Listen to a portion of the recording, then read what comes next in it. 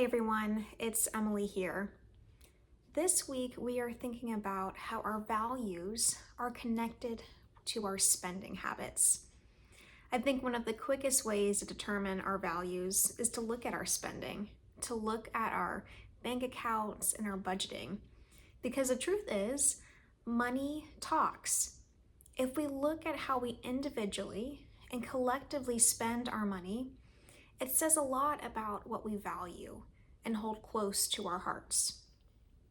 Jesus himself had a lot to say about money. In several of his parables, Jesus makes the use of spending money the highlight of the conversation. I get the sense that Jesus knew this would be something we'd struggle with for a long time. One scripture that comes to mind when thinking about our possessions and spending is from the Gospel of Matthew, chapter 6, where Jesus says, "Do not store up for yourselves treasure on earth, where moths and vermin destroy, or where thieves break in and steal. But store up for yourselves treasure in heaven, where moths and vermin do not destroy, and where thieves do not break in and steal.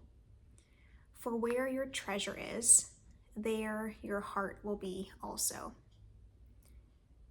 I think there are several possible ways of interpreting this text, but one is to see that what we value should not be placed on material objects, but on the immaterial and everlasting promises of God and God's kingdom.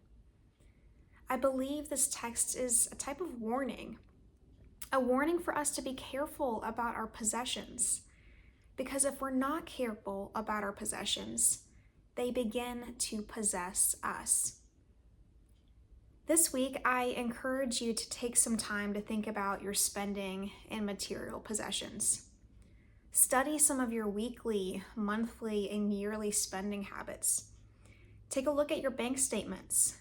Take note of the things that are around you in your home. And then ask yourself, do my possessions and does my spending reflect the values I'm trying to live now? Am I attached to this world, or am I attached to the promises and love of God? This exercise is not meant to shame us, it's meant to inform us. And I don't expect any of us to get it perfectly. But I hope you will take some time to consider in the next week and perhaps even make some changes in your life. I have found that the more my spending reflects my values, the more peaceful and centered I feel.